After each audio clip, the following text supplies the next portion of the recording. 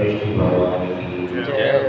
एक निवेदन और सभी समाते हैं कि सुबह 7 बजे सभी लोग महाराष्ट्र की आगामी करने के लिए पिता नगर सभा पर एकत्रित हो जाएंगे। वहाँ से 11 बजे के साथ उनको जयपुरा जी में भव्य प्रवेश कराया जाएगा।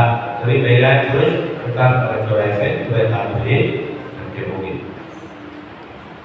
शांतिनाथ भगवान के जीवन चरित्र को हम पढ़ रहे हैं। मेघनाथ नाम के राजा ने गणराज के भाई ने मुनि दीक्षा और धारण की है और बहुत ही शानदार तरीके से पूरे कारण भावना को बांधते हुए तीर्थंकर नाम कर्म का बंध उन्होंने कर दिया। इस प्रकार इन भावनाओं की अच्छी तरह भावना करते हुए युवराज को उनके फलस्वरूप तीर्थंकर नाम कर्म का बंध हुआ। किसको हुआ? शांतिनाथ भगवान के जीव को, जो कि मेघनाथ नाम का राजा था। इस तीर्थंकर नाम कर्म की अनंत महिमा है। ये महान पुण्य का कारण है। तीर्थंकर नाम कर्म का नाम तो हमने बहुत सुना है, लेकिन ये क्या होता है इसके बारे में आगे वर्णन चल रहा है। तीर्थंकर नाम कर्म की अनंत महिमा है। ये महान पुण्य का कारण है। मनुष्य, देव, विद्याधर सब इसे नमस्कार करते हैं। ये तीनों लोगों को शोभित करने का कारण है। मुनराज को निर्मल, कुष्ठ बुद्धि, बीज बुद्धि, वादानुशालिनी बुद्धि, संक्रोध बुद्धि विद्या प्राप्त हुई। इस प्रकार राज्य अपनी राज्य जब बिगाड़ा तब धर्म अधर्म को जान लेते हैं। उसी प्रकार उच्च बुद्धियों को धारण करने वाले मुनराज ने बुद्धि विद्यों द्वारा सब संसार और धर्म को जान लिया। कुष्ठ बुद्धि में जैसे एक कोठा भरा होता है अन्न का, ऐसे ही ज्ञान का कोठा होता है पूरा, और जो चाहे वो ज्ञान लेते हैं। बीज बुद्धि, एक बीजाक्षर को होकर पूरा ज्ञान ले लेते हैं। वादानुसारी एक पद को पढ़कर जान लेते हैं और पूरा द्वारका बना देते हैं। ऐसे कम्पित संतोष बुद्धि वृद्धि, कम्पित एक साथ सबको सुनना और एक साथ सबको अलग अलग भाषाओं में जवाब दे देना, ये विद्या बुद्धि विद्या को प्राप्त हो गई। परमार्थ को जानने वाले, महाविद्याओं को धारण करने वाले, कर्मरूप सत्यों को जीतने में तत्पर मुनराज दीप्त तप से दीप्तिमान थे। उत्कृष्ट तप, महान तप, घोर पराक्रम तप और उग्र तप को सदा पालन करते थे। मोक्ष रूप महाइच्छा को धारण करने वाले मुनराज की बिना इच्छा के ही केवल आत्मशुद्धि से ही अणिमा, महिमा आदि 8 विक्रिया नाम की विद्या प्राप्त हुई। अणिमा, महिमा एकदम छोटा कर लेना शरीर को और एकदम बड़ा कर लेना, ऐसे करके आमंत्र रिद्धि, क्षेत्र रिद्धि, जल कर्मौषधि आदि समस्त रोगों को नाश करने वाली, संसार भर का उपकार करने वाली विद्या को प्राप्त हुई। देखिए, प्रकृति का नाम कर्म का बंद हो गई। ये विद्या के सब वर्ग के पास आने लगी। मुनराज के त्याग नाम के तप के प्रभाव से अमृतावी, मधुशावी, शीतावी, सर्पितावी नाम की विद्या प्राप्त हुई। ऐसा आहार जिसमें सूखा आहार उनके हाथों में आ जाए, उनके अंजलि में आ जाए तो एकदम स्वादिष्ट हो जाता है, घी से भरपूर हो जाता है। ऐसे महाराज जिस चौकी में चले जाएं, उस चौकी में चक्रवर्ती की सेना में आ जाए तो उस चौकी में अन्न आहार और नहीं होता जब तक पूरे नहीं। ऐसी विद्या प्राप्त हो गई। धीरे मुनराज को परिश्रम को जीतने से असंख्य बल प्रकट करने वाली मनोबल, वचन बल और काय बल नाम की विद्या प्राप्त हुई। अक्षय बुद्धि के प्रभाव से उनके अक्षय अन्न और अक्षय आदत भी प्राप्त हुई। ये अक्षय अन्न वही हो गया तो मैं बता रहा था कि जिसमें यहाँ जिस चौकी में आहार हो जाए वहाँ यदि चक्रवर्ती की सेना भी आ जाए वो भी आहार कर लेगी। ऐसे ही अक्षय आदत, जैसे एक मंदिर में वो महाराज बनाते हैं, इस मंदिर में यदि चक्रवर्ती की सेना भी आ जाए तो वो भी समाधि चली जाएगी, किसी जगह कम नहीं पड़ेगी। इसी कहते हैं अक्षय आदत।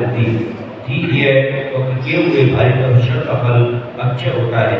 देवराज अनुक्रम से अनेक देशों में प्रयास करते हुए आहार के लिए श्रीपुर नगर के राजा श्रीशैल के घर पधारे। राजा श्रीशैल ने दुर्लभ विधान के समान उन्हें देखकर भक्तिपूर्वक तिष्ठ कहकर उन्हें स्थापित किया। उन्होंने बड़ी भक्तिपूर्वक महाराज को राशि और पुष्टहार दिया, जिससे घर में पंचाक्षर की वर्षा हुई।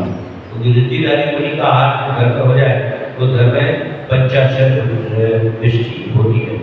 फिर किसी दिन वे मुनि आहार के लिए ईलिया पूर्वक दत्तपुर नगर के राजा नंदन के घर प्रदान करा और राजा नंदन ने भी भक्ति पूर्वक उनको स्थापन किया।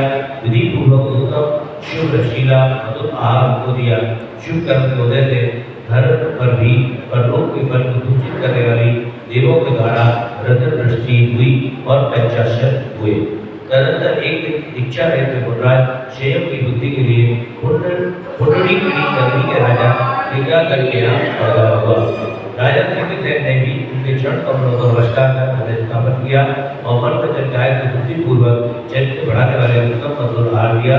उसी समय प्राप्त उनके प्रभाव से और बहुत जन्म से भरी हुई रत्न वृष्टि उनके यहाँ भी जहाँ जहाँ उनका आहार होता था वहाँ रत्न वृष्टि होती। ठीक ही है, क्योंकि मनुष्य को दान से क्या क्या नहीं प्राप्त हो सकता, अर्थात सब कुछ प्राप्त होता है। देखो ये आहार की महिमा है।